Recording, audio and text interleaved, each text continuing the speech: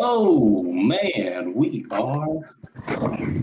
Hello, hello. Welcome to the show. I am your host, Mr. Kevlar Treat 'em Swell. And yes, I try to treat them well. Joining me as always, Mr. Skip from Skip's Trophies and More, and Mr. Diamond Dirty D for life. Fellas, what it is, what it ain't, what up, though. Man, what's happening, man? What's happening? What's happening? How's everybody Better doing be on this you, fine baby. Monday morning, Monday evening? Thank y'all for tuning in with us. We got a show for y'all. Man, oh man, do we. D, you good over there? You got your difficulties figured out. Yeah, this new tablet trying to get this everything going and getting everything back to normal. So I think I'm good. I'm good to go. All right. Well, we're gonna start on a nostalgic note here. All right. Terrell Owens and Jerry Rice, both of their sons played on the same field yesterday, but for opposing teams. No, not yesterday, Saturday. My bad. But just a come around moment in sports. Okay. No stats, no nothing, no spectacular plays, no standout I mean, moments. the thing I saw was just pointing out talking about them being on the field together. All right, man. But we have to take a turn here. We're going to go ahead and start this where Skip and I were talking backstage. Bucks rookie Shiloh Sanders was ejected from Saturday's game for throwing a punch at a Bills backup tight end. The following day, he was cut from the team. Skip pointed out to me that he had a $3 million contract in place, only about $1,500 guaranteed money, and that was already paid to him. So, Right. It's clear as day now. There is a memo that's been sent around the league about these two kids, these brothers. The name Sanders. Shador is under such a microscope that he can't misspell a word, or they'll have it all over the world news. He has not misspoke. He's done everything above and beyond what was expected of him. He has not bashed the front office for not planning. He's not talked about any other quarterback. He's just talked about what he can do, what he can contribute when it's his time. Perfect. Shiloh has done nothing different, with the exception of he's in the community in Tampa. Went to the chicken place and gave out free chicken all week long, or all day long one day. His jersey is the biggest seller down there. He's doing excellent on the field, at least from what we've heard. And because, in my opinion, people, everybody in the world saw the size difference. Now, that happens in football. You're not going to always be the biggest. You're not always going to be the baddest. The tight end was doing his job. Kudos to him for that. But when he went overboard he started little small uppercuts and pushing him back. The play was over, and the play was away from them, so it immediately should have been a flag. But it's preseason. And then he ended up, if you look at the film and break it down, he hit him, slapped him, hit him, punched him, whatever, on the side of the helmet. Shiloh planted and swung back. Is it wrong? Yes. Do the refs always catch the retaliation? Yes. Was he right to be ejected? Yes. But what else has Shiloh done in the offseason that warrants him to be cut immediately after an incident like this? This wasn't game-changing. This didn't cost them the game. The team's not going to be fined because of leaving the bench brawl. Nothing like that. I'm going to let D have it after I make this statement.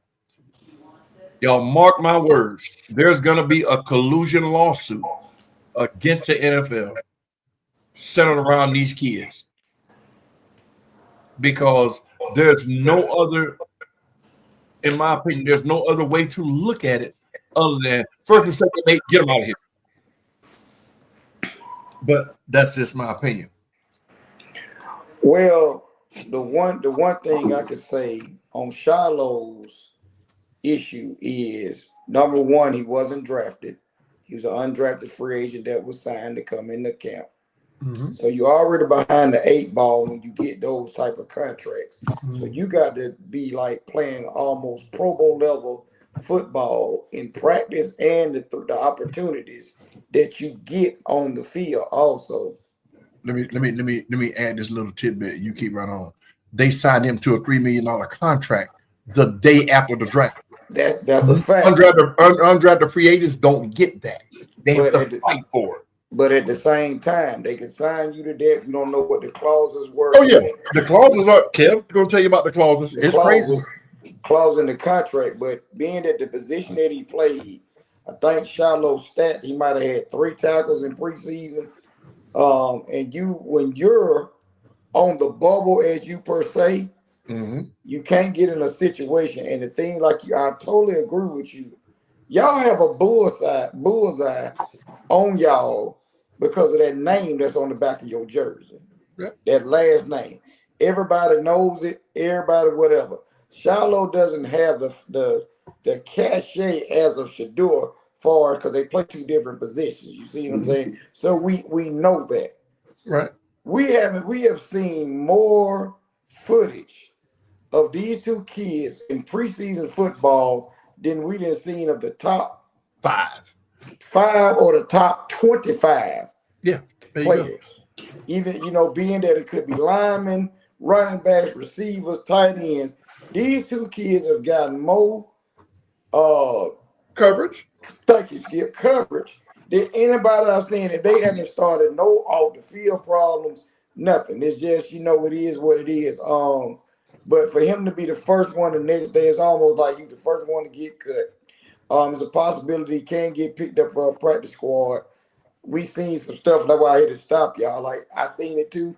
It ain't true because there's gonna be a whole bunch of he going here, he going here, going here. There's a possibility he can get picked up by the practice squad. But hey, Shiloh is Shiloh. When we get to that other one, that other situation up there. So what you were speaking on, Eric Dickerson has came out. I don't know if you heard. I saw it. And made the statement that from a reliable source that they told all the owners not to draft Shedeur. Yep. So, we sitting here, we're not on that level of knowing some of this stuff. We know some people that we can talk to and have conversations with, but we all know something was up. This ain't the first time they done this. They done this to other players. It's just that on this level, at this position, where he is, how they setting him up and all that is ridiculous. So, hey, go ahead, Kev. What we got? All right. Well, D, first of all, I want to call you out on the insanity that was your topic picking today, because we still got time for the NFL.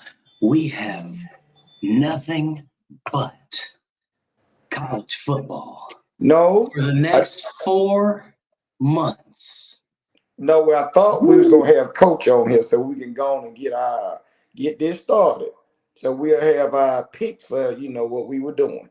We know college is gonna be here. We ain't worried. Well, he'll just miss the first week. Hey, he missing the first week because it is loaded, buddy. That's what I'm saying. I knew that you would do that, so I wasn't worried about putting it in there. We're gonna talk about that regardless.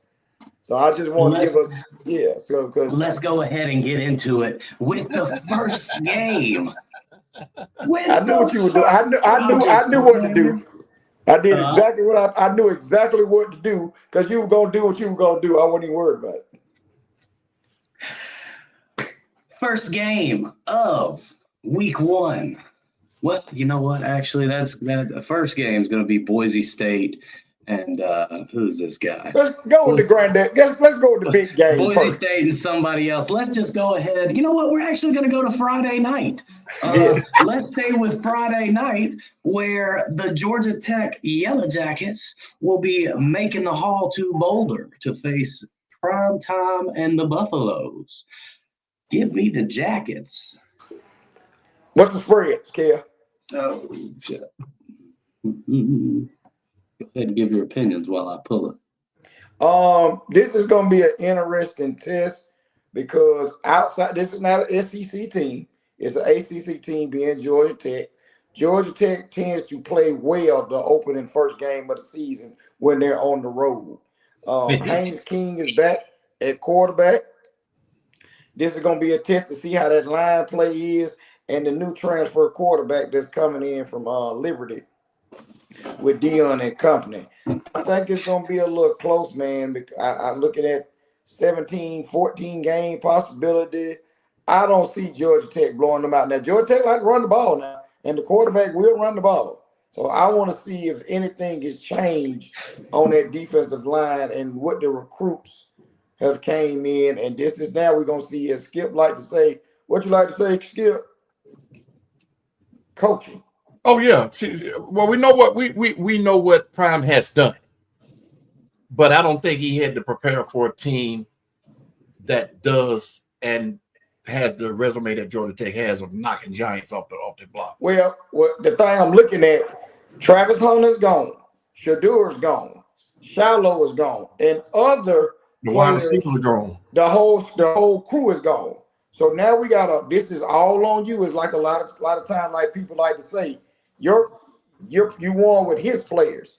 Now you're gonna see what you do with your recruits. Mm-hmm. This is all on you. You got a staff of Hall of Famers, Warren Sapp, Marshall Falkers up there, and other NFL players that are on your staff. You got a NFL coordinator that's calling the plays. Go ahead. I'm gonna tell you something too.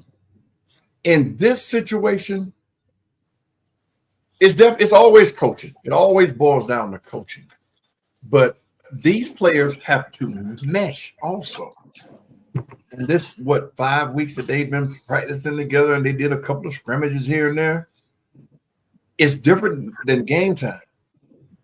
I know college coaches don't make their schedule, but I don't think nobody wants to start the year out against a team that's just physically better. Physically. Now, talent and when you get on the field, that's a whole nother thing. Scheme and everything else. But I bet you if Coach Prime had his pick, it wouldn't have been Georgia Tech first. I think right. All the other teams on the schedule, you need to get some game film under so you can see tendencies. I'm gonna be honest with you, Skip. I think he might have said, I don't want to go in the SEC, but I'll tiptoe around in the ACC and I'll get close to something that's almost a SEC team. Because if you go down and look at the roster, at the all the teams in the ACC now, because remember you got a lot of them Pac-12 teams, Pac-10 teams that came over, the Stanfords and all of them came over. So what is closer? Not only that, you playing against a team where you have a player and some players from the area. You see what I'm saying? Oh, yeah. From the Atlanta area that's on Colorado's team that will be playing against some other players that they probably played against. You got to look at that aspect because you want, again, Colorado. He wants Colorado to be showcased in the South. Oh, the spread is Georgia Tech by 31-24 Yellow Spread Jackets. is what? Excuse me, I'm sorry. 5.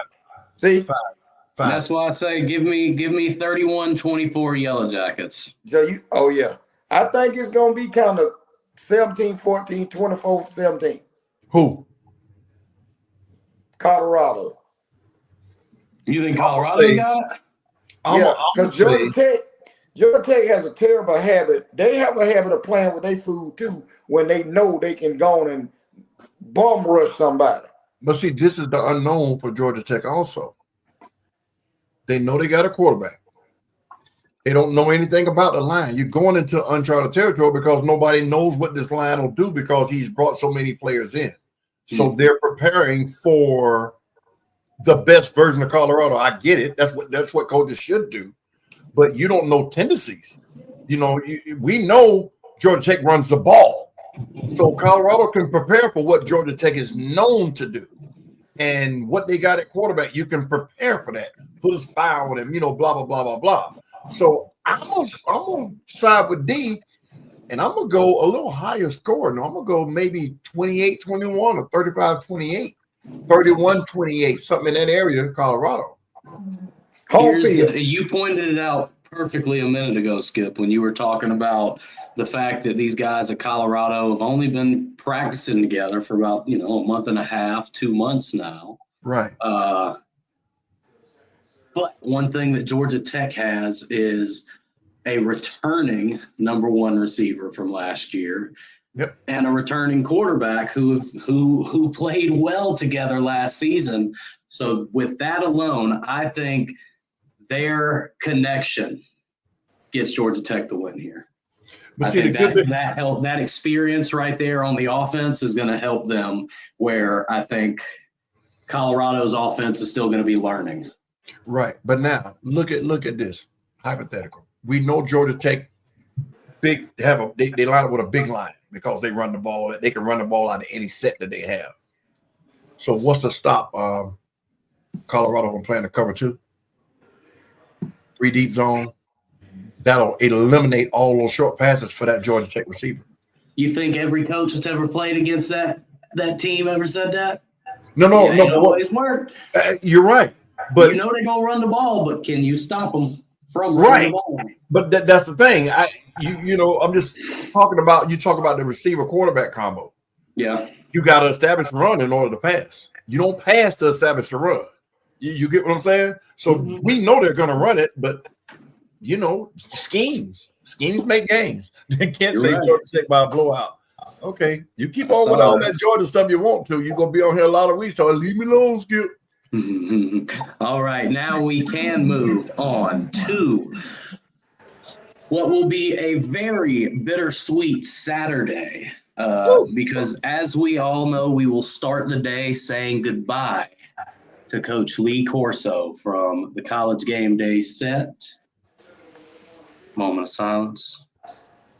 Man, if you don't go. Oh, right. And yeah, I said moment of silence, homeboy, and you start talking. Either way, it's been a great run. The mascot pick has been something that I grew up watching, so that was cool.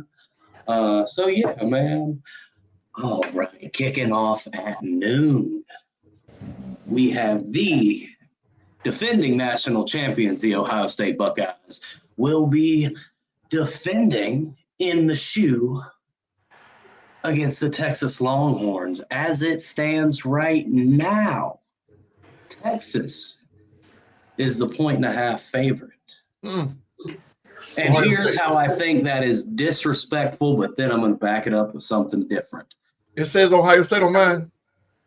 I got -1.5. Yes, Ohio State -1.5. Okay. I read it backwards. What are you looking at? Either way, let me give you a little stat here that I found pretty interesting. Ohio State in the last 20 years, when a quarterback makes his first start against the number one team, they beat them. 0-18. They lose. The number one team in the country, you mean? Yes, when a quarterback debuts against the number one team in the country, Ohio State is 0-18 in that stat. And they have a new quarterback. So you're picking Texas? I'm picking Texas all day, SEC player. Okay. I'm gonna say this. This is a make or break for Arch Manning. Because usually when you open up the season, as we seen last year, what happened with Florida State got bum rushed. They were ranked high, and this and the third.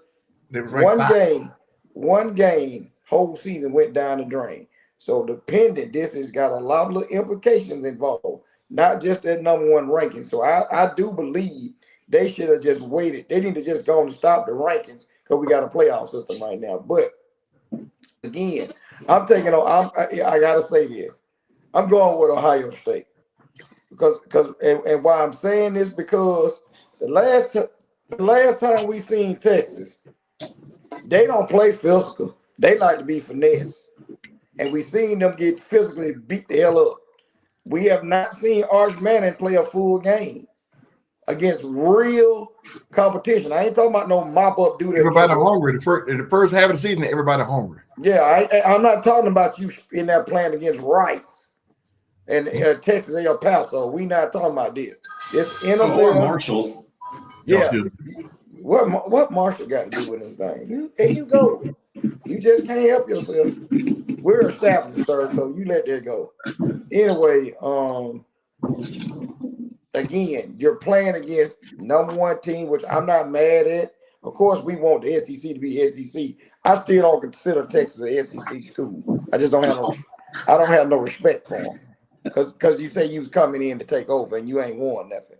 But again, my prediction, and like you say, I agree with you. We don't know what Ohio State's quarterback going to do. They coming in with a new offensive coordinator, Chip Kelly left. They brought in another guy that's running the offense or whatever. And it's going to be a toss. I think we're going to see a nip tuck shady type game. It's going to be close. Turnovers because this is the first game. We always see turnovers. Mm-hmm. Whoever wins the turnover battle will win this game. And if Texas can get the crowd out of this game early, they got a shot. But I'm going with it's going to come down to the wire. I got a 24-21 Ohio State. Damn, you give it that. I'm going close. It's the first game of the season. Ain't nobody finna be blowing out nobody. Not in this case. Texas has a defense. This is going to be a defensive struggle. I know. The only quarterback we got the big name is Arch Manning. You're right. I was thinking it was going to be a close first half, and then come that in midway through the third, and into the fourth, you're going to start seeing somebody pull away. But think about it. Ohio State don't really get in a shootout like that. It always is physical. But they also are going. I just think the hype that Arch has had. Look, I don't believe in the hype of Arch Manning, but I think the hype that he's had is going to fuel some stuff in him. I think he's going to go out there and try to put up 6 touchdowns. Now, will he do it? I don't know, but I think he's going to try. Watch this. Let Skip go. You talking about Arch Manning? He ain't even the number one recruit, the number one prospect that's on the field in this game. It's that wide receiver up there from Ohio State. Mm-hmm. So, see, also, Arch Manning ain't proven. We giving them the respect because of the name. He's not a proven NCAA quarterback. He came in garbage time and backup time or injury time. The flashes that we saw last year. Not saying he won't be just like his brother, or his uncles, and et cetera, et cetera, et cetera. But he still got to show it. He got to prove it. So this will be, like you said, Kev, this will be the game to where if he puts his foot down, he might throw 6 touchdowns. Mm-hmm. But he also get a concussion. Yeah. He might throw 6 interceptions. Exactly. So for that, and the fact that these guys are like, in the NBA and the NFL, when the first game of the season, you always get your rings, from the crowd. This is their ring ceremony game, man. Yeah. And you bringing the number one team in the country now, that's a chip bigger than a boat, like the boulder that's in Boulder, Colorado.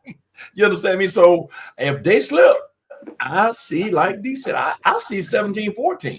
See? 17-10. But now, like you said, Kev, in the blink of an eye, it could be 45-37. Quick. But I just don't see it because of defenses. Yeah.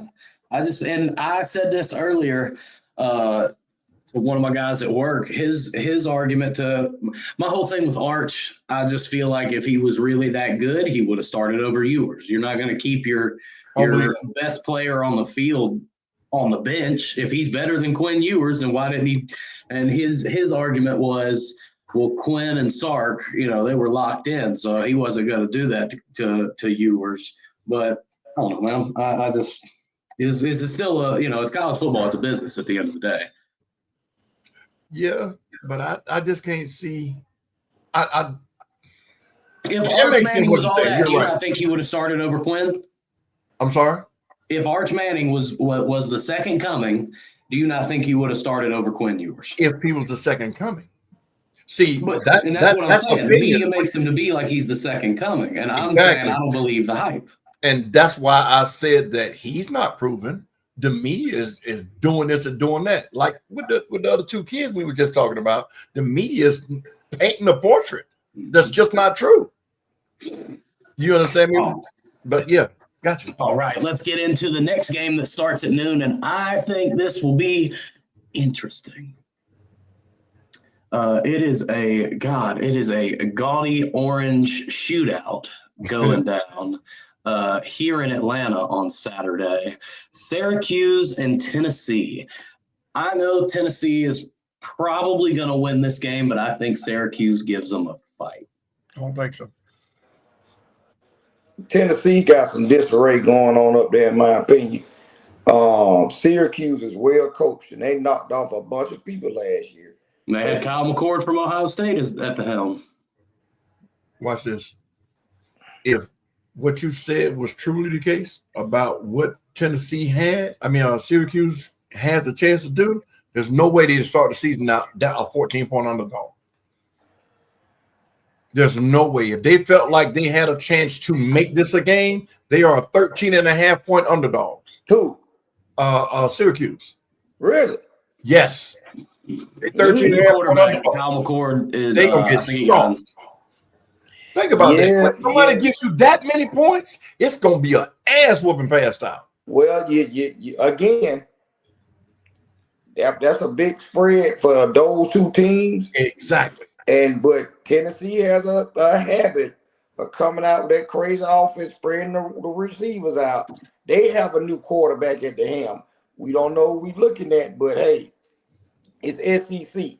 That's what they're trying to go off of. That's that SEC clout. It's Tennessee. They playing at a neutral site. So against an ACC team. Hey, but again, in these games, the last couple of years, the ACC has been shocking. Yeah, SEC teams. Yeah. Absolutely.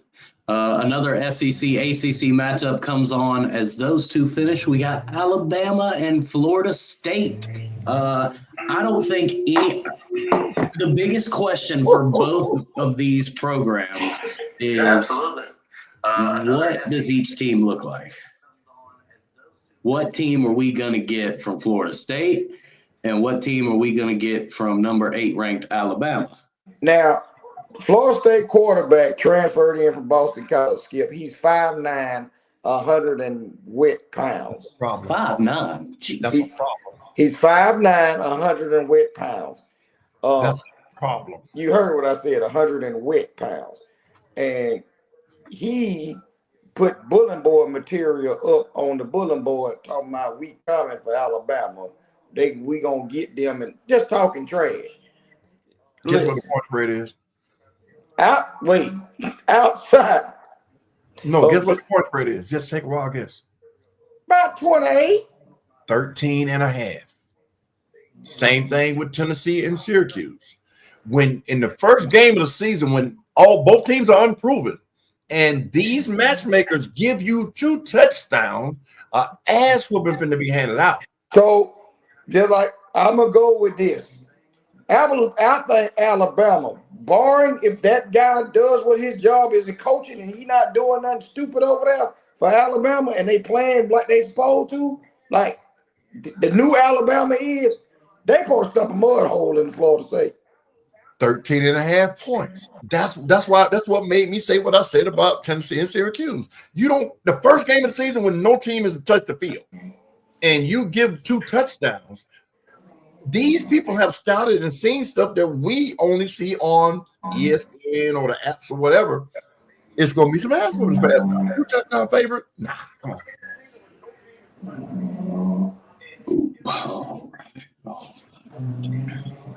We good? I'm taking Alabama. My bad. Alabama defense will win that game. They still got number 2 over there. Yeah, I'm talking about far because the quarterback, but I'm saying far as I'm talking about the wide receiver. no, I get you, but I'm saying Alabama's defense will get so physical that'll get out of hand real quickly. Yes. Because number 5'9", look what you say, 5'9", soaking wet. 5'9", 100 wet. 100 wet, yeah. 100 pounds wet. All right. Well, we have a showdown of the Tigers going down for our 7:30 game. LSU will be going to Death Valley, the other Death Valley, the fake Death Valley, in my opinion. But they will be coming in as the 4-point underdogs to Clemson.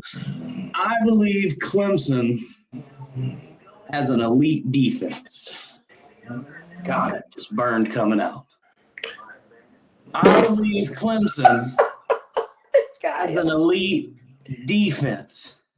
I believe Brian Kelly has no clue how to put together an elite defense. Very one-sided game. LSU gets smacked. The total score is predicted. And that hurt to say. I did not like saying any of that. The total combined score is predicted to be 57.5 points.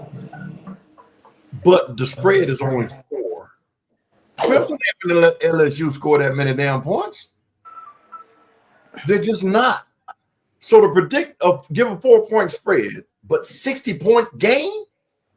How is that? No. Those two don't go together. You get what I'm saying, Kim? A 4-point game with 60 points played. Boy, that's a fumble here, fumble there. Now it's a 30 points per game. No. I don't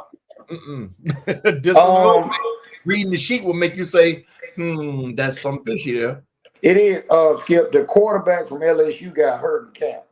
They starting quarterback is kind of nick. Newsmeyer, he's kind of nick.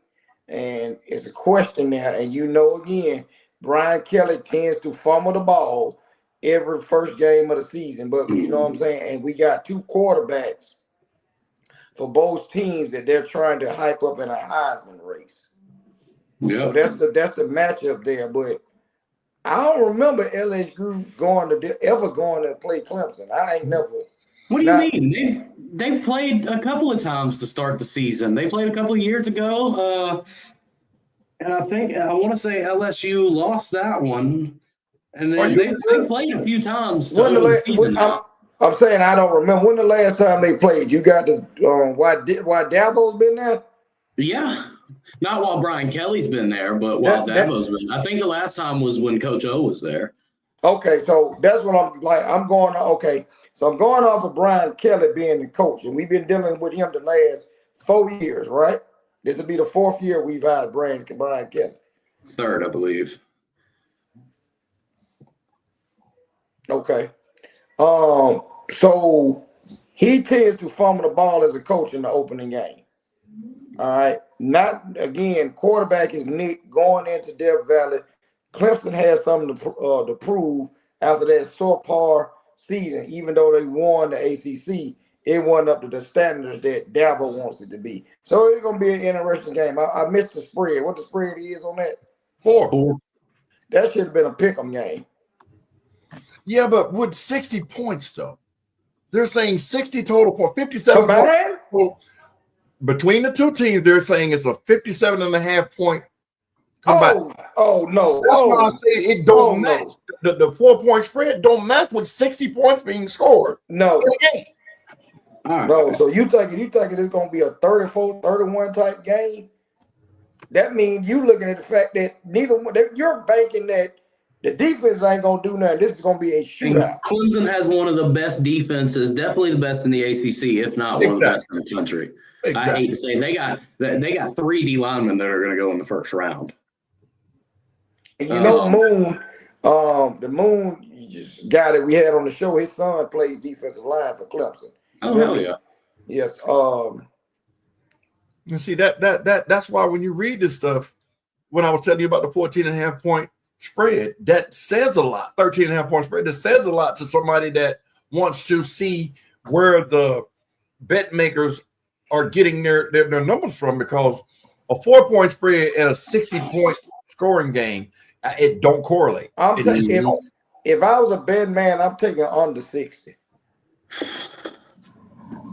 If you're saying it's 60 points to combine, I'm gonna take under 60, because if you think about it, even if it's a blowout, you're looking at a 31-10 type game. I don't see. You're right, a 31-13 type game. Ain't nobody coming out there. You might get a 42. You might get a 42-28.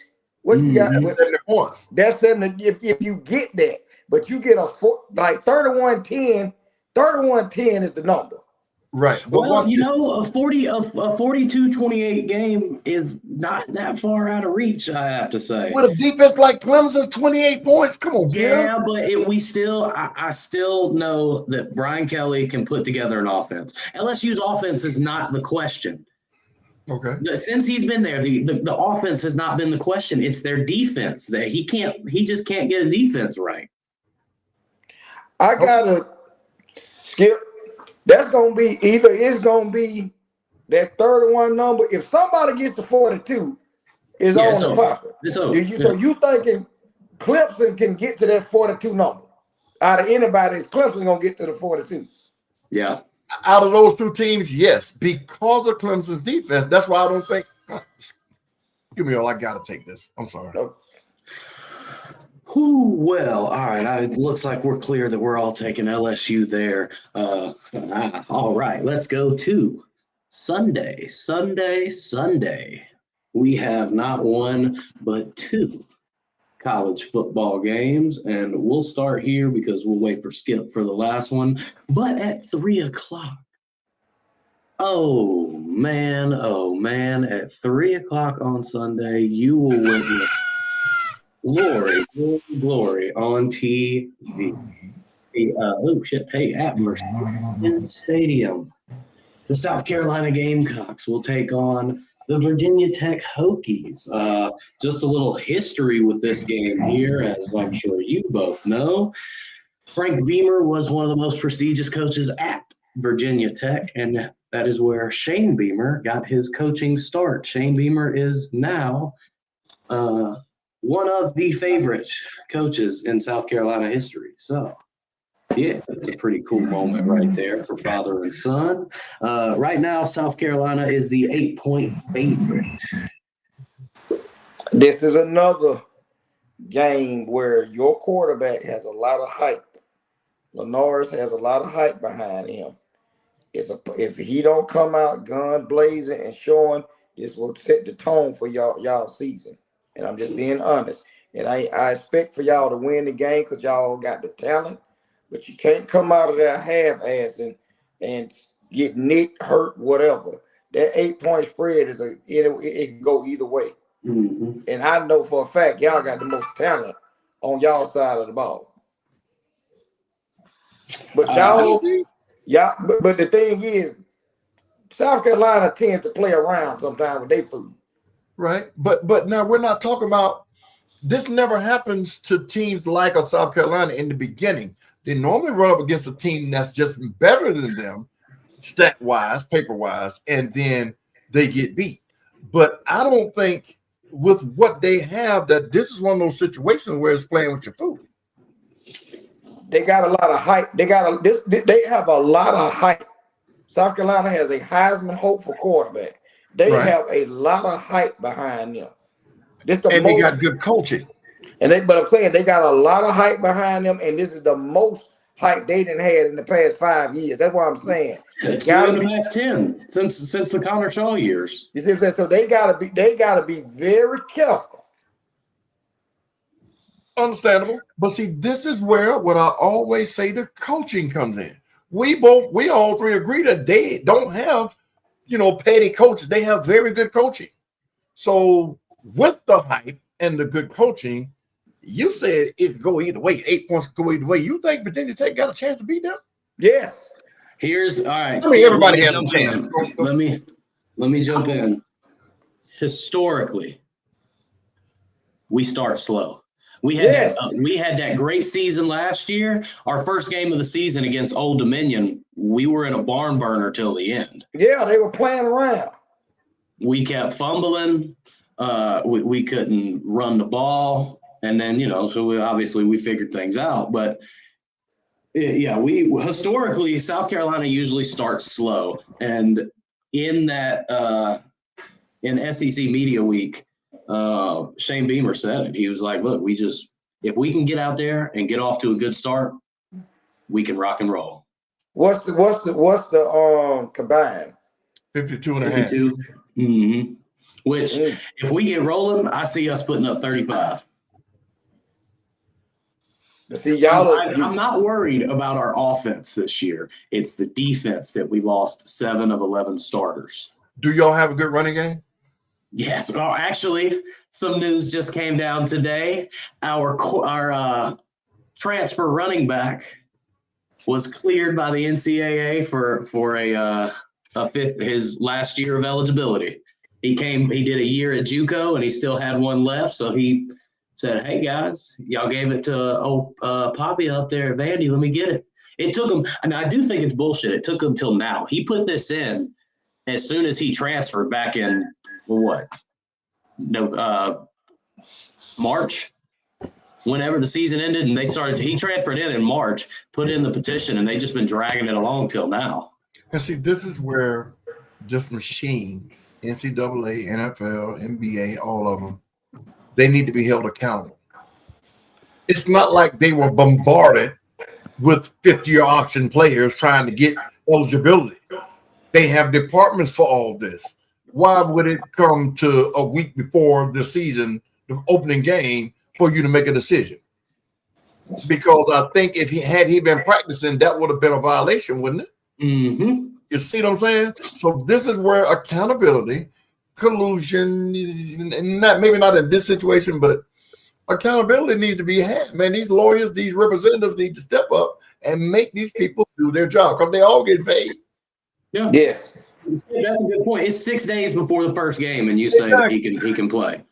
So was he supposed to just know the whole playbook? Which I'm quite sure he has been. They have made it. They were talking about it. Shane's been talking about it, saying he's been at every practice. He's been attentive. He's studying. Like, he's doing all he can besides touching the ball.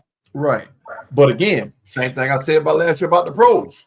You make these kids or these guys miss this preseason, and boom, injury first game. Mm-hmm. Injury second game. Season I agree. ending. That's the fear I have. We had all this hype for him, and we waited, and then he gets injured.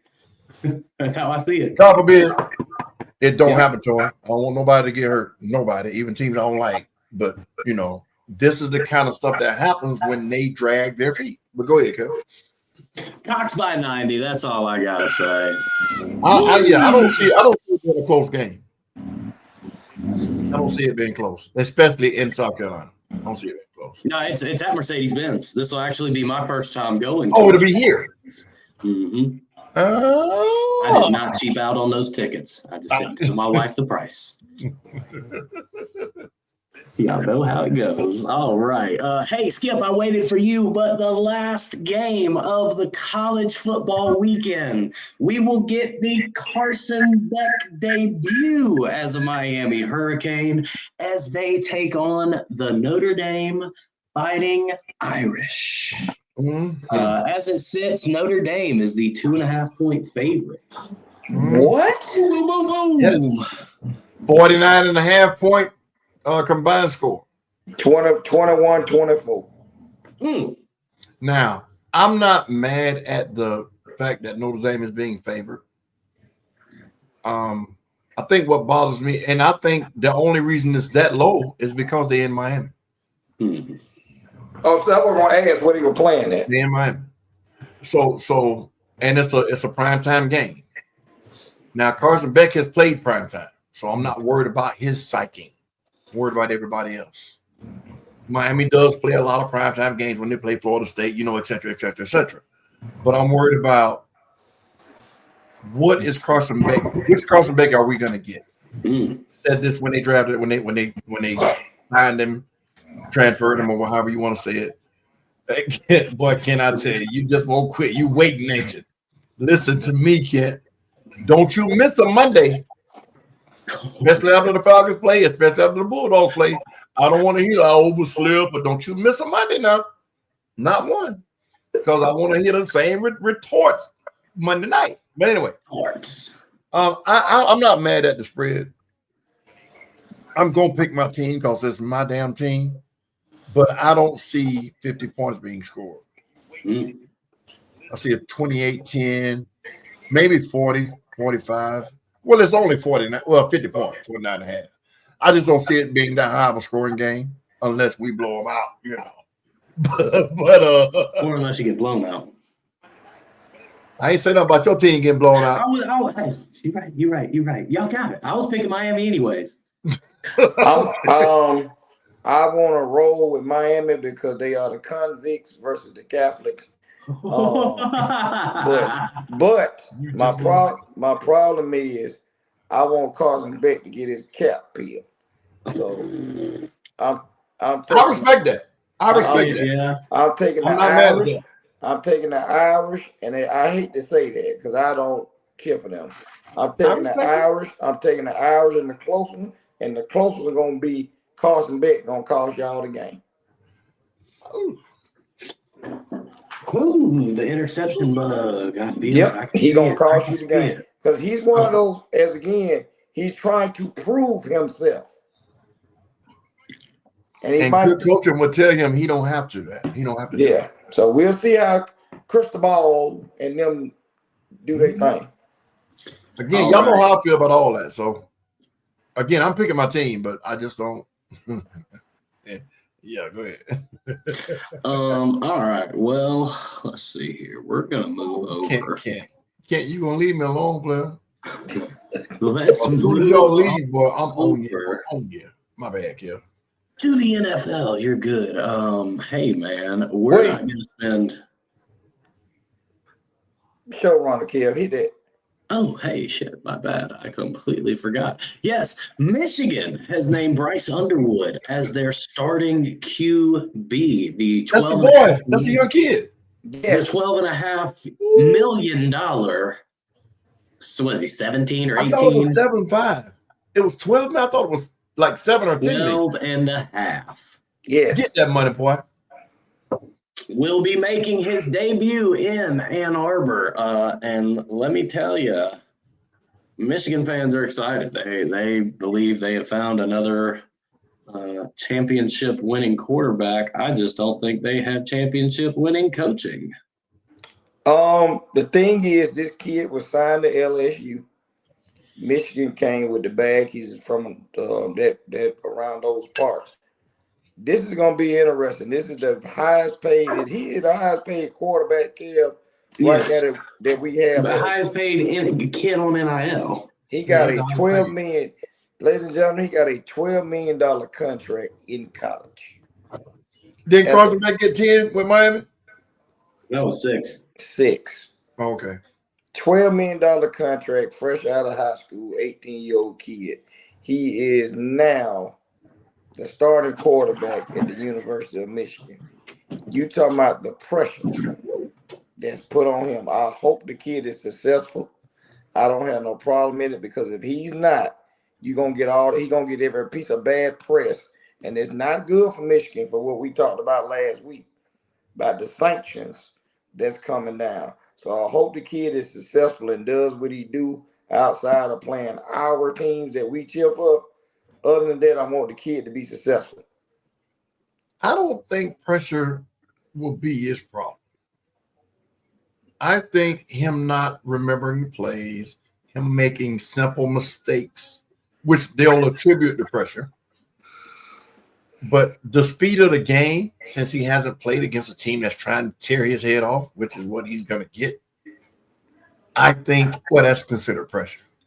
I think that if he looks bad, it's going to be because of the speed of the game. That's what I think. So, I mean, they're going to say that's pressure, but that's just my opinion on that because everything points to him being a great quarterback, not just good. So, we'll see. Michigan's a bunch of cheaters. Strip them of their title. Don't let them play for the next century. Wow. Tell us how you really feel. Yeah, but what up, though? I got some. I know a good amount of people up in Michigan. All right, well, fellas, all right.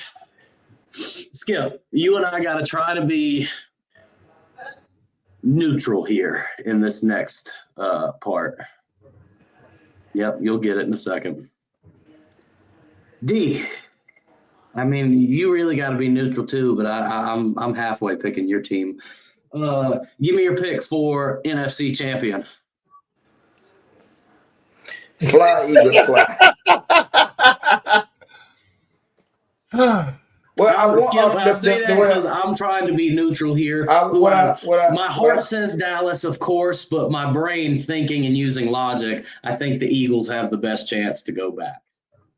Okay. Well, I was trying to see what you wanted to go division winners if you want to start that early out of each division. But if you want, we'll go more into NFL next week because then the kickoff is Thursday. Okay. Well, yeah. Next Thursday, right? Yes, next Thursday. The Dallas Cowboys and the Eagles play at the Link. Yeah. Go ahead, Skip. I'm sorry. NFC, there's really nobody else to pick but Philadelphia because of what they are. I mean, what my team, I couldn't pick my team because of what we've lost. Not retired, traded away, whatever the case may be, disgruntled. Dallas has, in my opinion, more to prove now with all of the front office BS going on, like it was with my team last year. So with all of that discombobulation going on, the only team that seems to have their shit in a row, besides the Commanders, now they look ready to go, but again, they got to prove it. Detroit, in my opinion, is they over the hill now, So yeah, I would say Philadelphia too because they've been there, they're tested, and they improve every offseason. Yeah, you're right. All right, give me your pick for the AFC, fellas. Did this man say Falcons without any injuries? Boy, you could put Ray Lewis. Hey, I just wanted to be known real quick. I just wanted to be known, Kent. A couple weeks ago, I was getting ragged on this show because we lost a preseason game, and Abe was one of the ones ragging me. So I just wanted to point out the fact that I texted him after we 31-13 them garbage ass Falcons. Y'all let the freaking Oopa Loopa size 4-5-0 Deuce Vaughn put up 90 yards on y'all. Okay, trash. Falcons suck.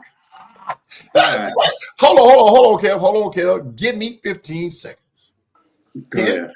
For your team not to have done nothing but poop the bed the whole preseason, shut your ass up. You better not say nothing against nobody else's team no more until one of your teams perform.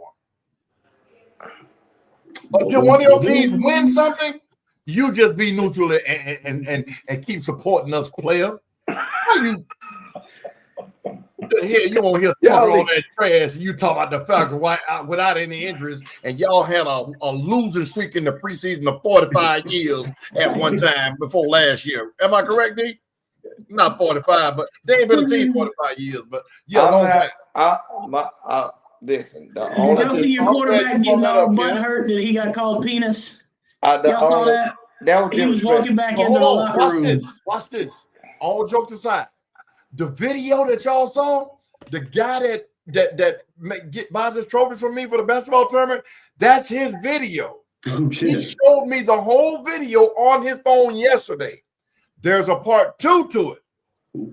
He's going to post it, but he's going to watermark it this time because they took it off his page.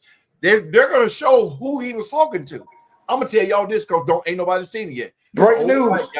He's cool.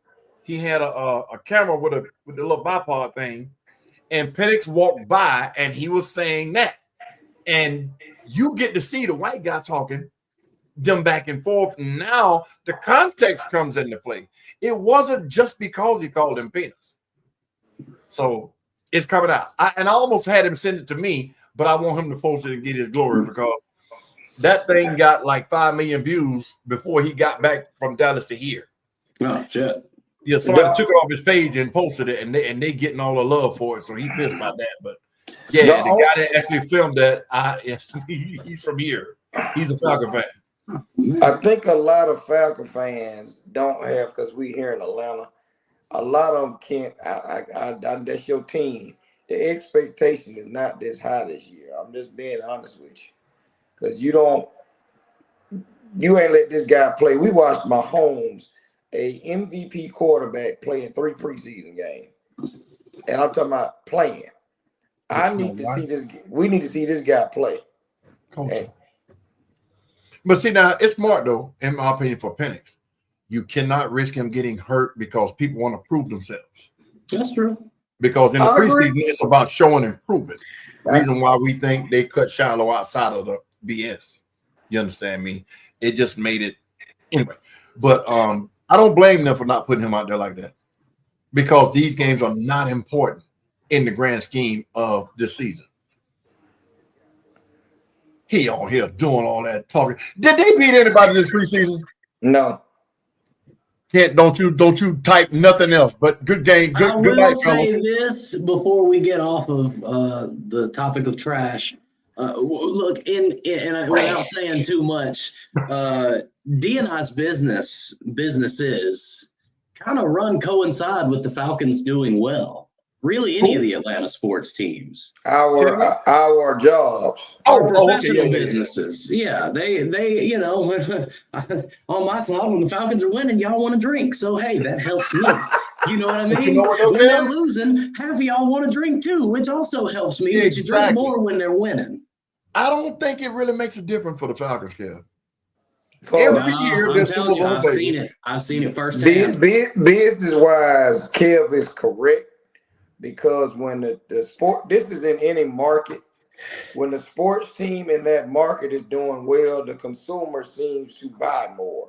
Because you got to think, if I'm not on the tailgating aspect, Skip, we coming over your house and barbecue. Nobody's going to throw a house party for a 3-10 team. The Falcons will. Unless they playing against the Saints. The Falcons will. No, in something like that, yeah. But in a normal world, nobody's gonna be, hey man, let's come to the house. We go watch the Falcons. Leave the Falcons alone. I'm not. I'm just saying that because that's where we live. Anyways, listen. All right. The Falcons fans are delusional. They define the word fanatic. They are delusional. Instead of saying, man, we're gonna make the playoffs and hopefully go on a run. Oh boy, this our year. Well, you seen them signings we got? Oh, boy, it's Penix time. Yes. All right, let's move right here because this is the main topic of the night, and I got to be off here within the next 30 minutes. Raha Jackson. All of us have seen the video. I was advised not to show it, so I'm not going to. I'm sure all of us have seen the video. Yes. Let me give the backstory. Okay. Raha was at a Knox wrestling event. Oh, Jackson, my man. I'm sorry, Rick. Go ahead. He was at a Knox wrestling event, and he was mistaken by a wrestler for the guy that he was there to support. One of his buddies was fighting on the card. He was a wrestler on the card. So he was there to support him. The wrestler smashed a beer can on Raha's head in order to sell the fight.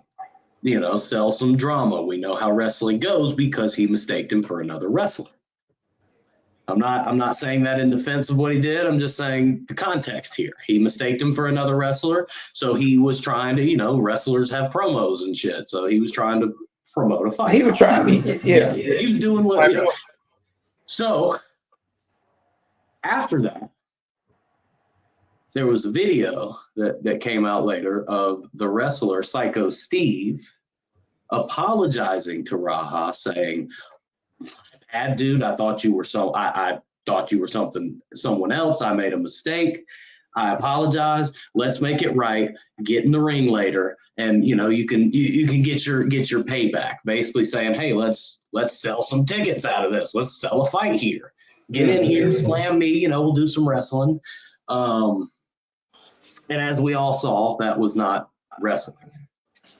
What I think puts Raha Jackson in the worst position was the threats that he made on his kick stream in between the time of the guy apologizing to him and the time he went into the ring. He was on there saying, this is more than wrestling. I'm going to go in there and fuck him up. I'm going to beat the shit out of him. And that's exactly what he did. So this is premeditated. Yes. This is premeditated. And the guy, Psycho Steve, was unconscious from the slam. So when he hit the mat, he was already out. Okay. And then 20 punches were delivered. He ground and pound. He flatlined for a moment. They brought him back. He is in stable condition. And here's the thing that a lot of folks don't know outside of the fighting world. Those are registered weapons. Yes. Whose? Raha. Why He's an MMA fighter. Any professional fighters. I didn't know he was a registered MMA fighter. Any professional fighters' hands are registered as deadly weapons. These two things right here equal 2 pistols. And you're correct. Now, let's go on the flip side of it. If he made those threats and that guy still got in that ring with him. He didn't get in the ring with him. He didn't get in the ring. He was doing his match, and Raha was supposed to come in later and slam him and mess up the match. Outside interference type thing, Skip. I'm wrestling you. Kev slides in behind me, attacks me from behind. That's how it looks to me. But Kev said in between the time that this happened, this was on social media, correct? Kick. Yeah, I didn't know. See, this is news to me what Kev is saying. Right.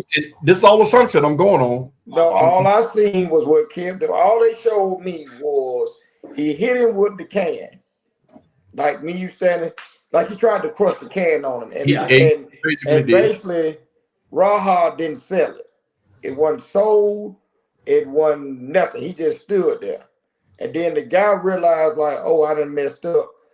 And right there in front of everybody, I'm sorry, man, I thought you was, he did right there.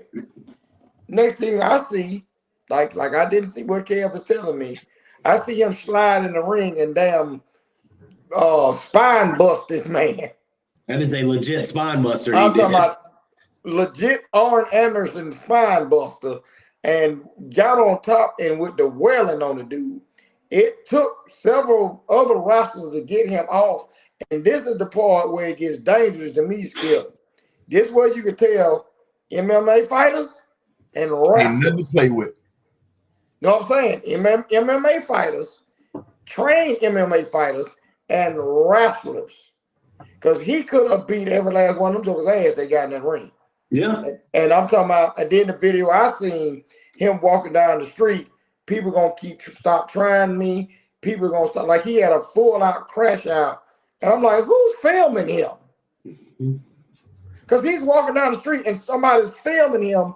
And he's talking to the camera. Yeah. And then I see another video of Rampage saying, listen, that's my son, true enough, blah, blah, blah.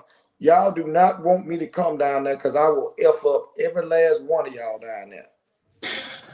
Can I tell you, the commissioner of Knox Wrestling came out and was... I think put a lot of perspective out that nobody knew. He said that, this was planned. Raha getting in the ring was planned. And I want to mention who the commissioner of Knox Wrestling is. Rikishi Fatu. Really? Mm-hmm. So I seen him pop up on my screen, but I didn't know what it. Oh wow. Yeah, be Rikishi. Mm-hmm. But see, what I was about to say was, this engine that runs this wrestling, because Rikishi is from the WWE, the big conglomerate. So I'm quite sure that's an extension or a limb or a branch of the WWE, some kind of way, shape, or form. They have social media teams. Now, could they have called it? Should they have called it? Hindsight, yes. But to come out and say it was planned, that takes some of the oomph away from what he did. He was wrong. I'm not condoning it. And you know what? Let me take that back. I'm not condoning him going as far as he went. I condone, but he knocked him out on the slam, which we didn't know that because we see wrestlers fake that slam all the time. Mm-hmm. But had he not come out now, that had he not been knocked out, I would have been okay with him getting 2 or 3 of those punches in. Now, I had no idea that he was a mixed martial artist. That changes the narrative because they're registered and he's trained, and mixed martial artists are the baddest people on the planet. I don't want to fight one. I can watch him fight, but I don't want to get into it because I don't shoot your ass. Cut him. About 3 or 4 swings, he'd be weak, then I got him. But anyway, I, without sounding like I agree with what he did, I understand. Because the disrespect, the fact that this dude didn't know who he was supposed to be hitting and he hit him. Now, had they been anywhere else besides where they were when he crushed him with that can, he probably would have got mollywopped then, right there on the spot, knowing that Raja is who he is. So to come out for Rikishi to come out and say it was planned, I don't think he should have did that. I think the boy should be charged. I do. I don't think he should be charged with what they're going to try to charge him with. They're going to hit him with attempted murder. Assault with a deadly weapon, attempted murder. The assault with a deadly weapon, I can see. I don't see attempted murder. He flatlined the guy. The guy fucking died for a second. Hold on. Okay. Don't we see them do this all the time in MMA? In MMA, don't we see those same kind of punches? Nobody assumes they're going to flatline somebody. He wasn't trying to. I can't see that they haven't charged him. I can't see the attempted murder for one thing, Kev. They're in a wrestling ring where anybody can get hurt or injured. Yeah, we've seen wrestlers die before in ring. So I can't go with the attempted murder now. And then it's gonna be in his defense. It's gonna be very hard for a DA to get anything because what are we looking at? They are physically wrestling. This is what they do. Now, you know, we've seen wrestlers go off the deep end before. Yes. And do stuff in the ring. This just an outlaw. This just an outlaw. This just an outlaw wrestling show. That's what it's called. An outlaw wrestling show that usually it gets out of hand anyway because we've seen jokers bringing light fixtures in the ring. Supervillain Deathmatch on Instagram. You will not be disappointed. See, he knows what I'm talking about. Some of the goriest wrestling you will see. So you talking about, so when you see these type of backyard wrestling events that you're watching, anything goes on and anything's happened because I've seen them and I'm like, this is some mayhem. So, you know, and the way it took them that long, if you would not know it, I thought it was a work myself because that's what it's called, a work. And till that guy wasn't moving and they couldn't get him off of him. So I don't think charges of that might get some simple battery, whatever, but it's going to be very hard. Aggravated assault is a good charge. I think it's going to be very hard because in his defense, he can say this was planned. Did he take it overboard? Yes. Okay, find me. You're right. All right, well, fellas, we're going to end on this before we do the last takes because I forgot to do this in the opener. As of right now, Georgia is set to have all P4 opponents in 2027. They'll have to play a 9-game SEC schedule and 3 out of conference opponents, which already scheduled right now are Florida State, Louisville, and Georgia Tech. And they playing Georgia Tech in the they playing Georgia Tech in the Dome this year. Next year, that's so stupid they renamed that. Yeah, that's good old fashioned hate. That ain't Florida. Quetzalcoatl The Bowl. Florida Gators, the Gators are coming up at next year to play in the Dome. So this is the first time because they doing some remodeling at Jacksonville Stadium. So we're gonna have a cocktail party, which they don't call it no more. It's gonna be played in the Dome also next year. So the first time we have Georgia and Florida next year in the Dome. Ooh, they gonna sell. You better get your tickets now for that if you want. Yeah. So so I think a lot of them games on the road again too, Kev. Well, you know, and this is the next year will be the first year that the SEC is moving a 9-game conference schedule. So, and you got to think from all I've been thinking about from the South Carolina standpoint is we already have to play Clemson at the end of the year. So that only leaves us 2 cupcakes for the entire, you know, that only leaves us 2 cupcakes that we can put in there and try to get our footing.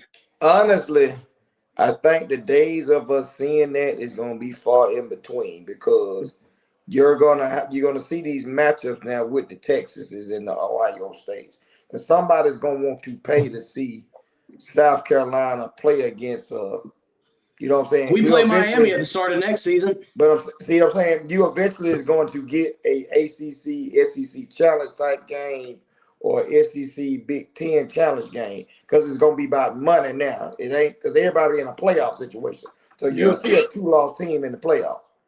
You got to if you got a 9-game SEC schedule. And that's the very reason why I don't think it'll be the SEC, ACC challenge because they got to play against each other 9 times. They're going to be bruised and battered.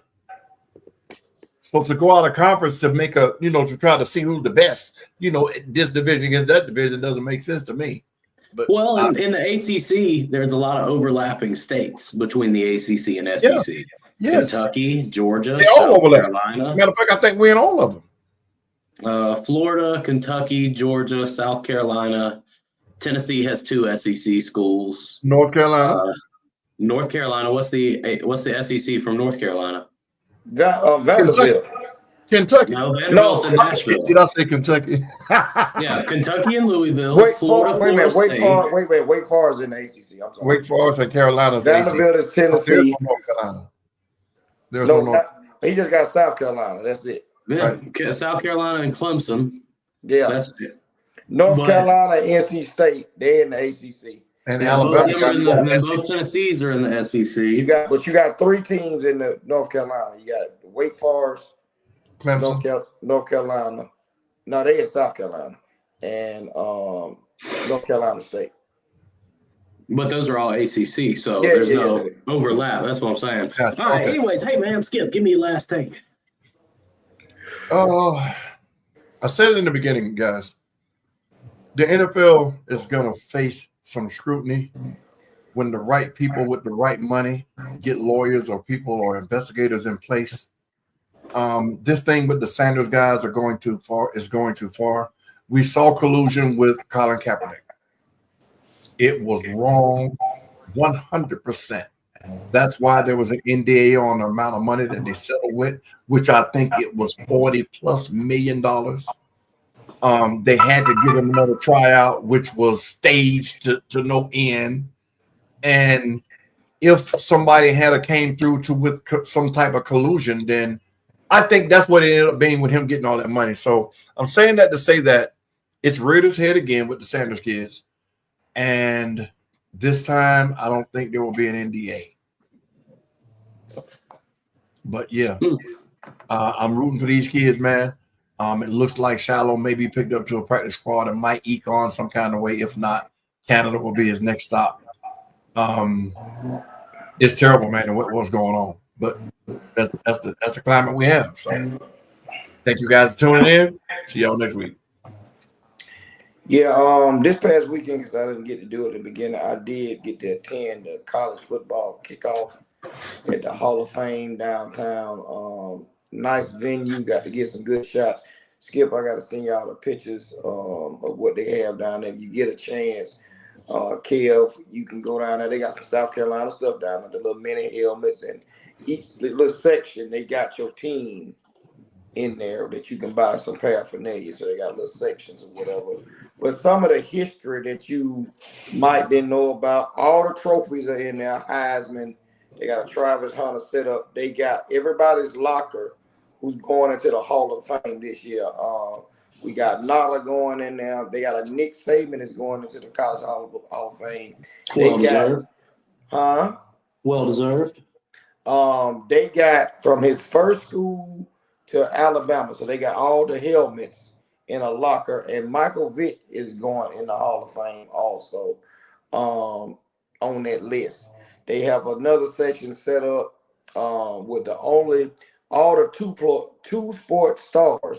We know the ones of our era that we know about, and Dion and Bo Jackson, but there's some folks in there that I didn't know, like the Gibson that played baseball, and a couple of few others. So it's a nice venue. That's what I did this weekend, and thank you everybody for tuning in. I really appreciate it, and we'll see you next week.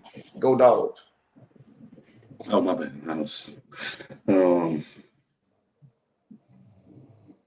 Go Cox. What the hell is a hokey? All right. We got a chicken fight. It's a cockfight. God damn it. Got a chicken fight. The hokey look like a chicken hawk. Yeah, the hokey look like a chicken hawk. In the bins, baby. Oh, look, buddy, I am locked, cocked, and ready to friggin' go. I have a driver for now. Look, honestly, I told my wife since I've never been to the bins and I actually want to enjoy the game, I'm only going to have a couple of beers throughout the day unless we just start kicking ass. If we start kicking ass. Okay, so are you who are you going with? My wife. Tell you what, give you a sound advice. Park at a train station. Park at a train station. And ride the train all the way down there. You can walk across the street to the dome. That's right. Parking is so far away. Parking is so far away. Yeah, no, it's safe. Like if you go to a train station out your way and get on the train, they have lots. We have a train up here. That's what I'm going to tell you. Go to one close. Okay. Go to when you come down. Is there one on Hell Mill? Go. No. Look it up. No, I'm finna tell him. I got him. You either can go to H.E. Holmes or go. I would tell you to go to Westlake because that's where I park at. Go to Westlake train station. You coming off 20. It's right off the exit. Park is you pay $5 for y'all round trip. You got with $10 basically, 5 and 5. Go down there and you catch the train right back. Get on 20. Go back up 285 where you got to go. You see what I'm saying? Now this is why, Kev. I need something off 75 if possible. Ain't no train station. Well, if you on 75, ain't no train. No, you're still gonna have to get off and go to it. Mm-hmm. He'll have to go to Hamilton. No, Holmes is because the train stations that are close to where you. Well, hang on. Well, let's talk about this off air. Let's wrap. Yeah. We'll talk about it. All right, ladies and gentlemen, thank you for tuning in. We will be back next Monday night to not only discuss all of the college football action that we have witnessed this past weekend, but to also get you ready for this NFL season. So, hey, we appreciate you tuning in. Wow. Until next time, please make sure the beer is cold and the wings stay lemon pepper, baby. We are out.